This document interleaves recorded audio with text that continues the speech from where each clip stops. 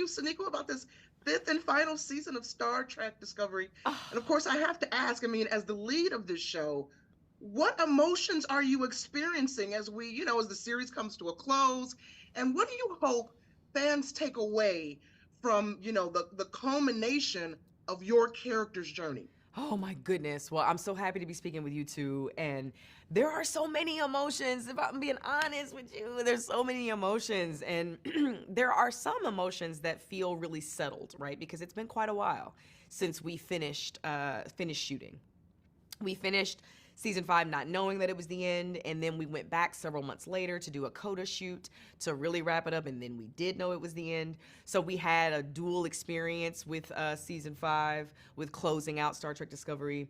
I'm full, but like the sense of ownership and gratitude, the sense of achievement with everyone has really settled, and I know it's going to just continue to settle as time goes on. I feel grateful that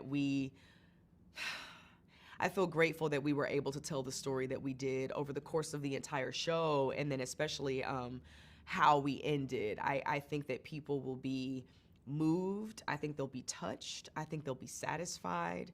And I think that they will be left with hope. It'll be the sort of final fragrance that they take in on the way out. I love that, the final fragrance. You know what else I loved? They sent us some screeners to prepare for these interviews, Ooh. and I really enjoyed the scenes with Michael and Booker, right? Ah, yes. Thank I mean, you. every moment was just like, man, I can't wait to see where we go with this, how it closes out. So, what can you Yes. tease? How would you describe the dynamic between these two characters this season? Oh my goodness. Well, listen, I love that relationship. Like from the beginning, we wanted there to be black love. Like we know how powerful that is, how important it is to show that, represent that. And I one of the things that I will take with me are the performances that I've been able to witness from my castmates. Of course, David Ajala being one of them.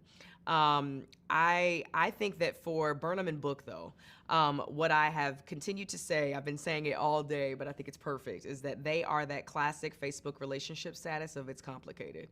And it's going to continue to be complicated between the two of them because they're both like, they're these titular people who they butt heads in the best way. It's the iron sharpening iron with the two of them.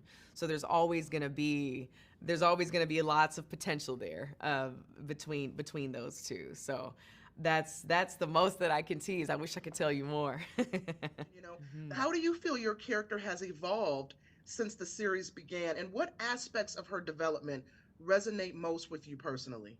Oh man, I love the evolution of Burnham. I love the evolution of all the characters because there is an evolution with each one of them. And that's one of the cornerstones of our iteration of Trek. It's one of the things that we have to offer to the franchise is permanent change, is a story that grows, are getting to see people who become who they're meant to be. They didn't start out that way. You get to see them slip and trip and fall forward and make the necessary choices and confront themselves and each other and all of that good stuff. I would say if I had to describe, there's lots of ways I could describe it, but in this moment, this is the journey of a girl to a woman. Very much so.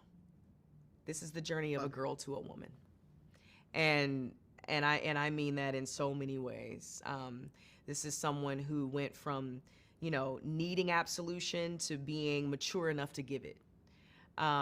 This is someone who went from having an identity crisis to knowing exactly who she is and what she's here to do and how she can help others. It's like she learned that balance and then was able to facilitate it and dig it out of others as well. So yeah, we end with a woman, which I really love.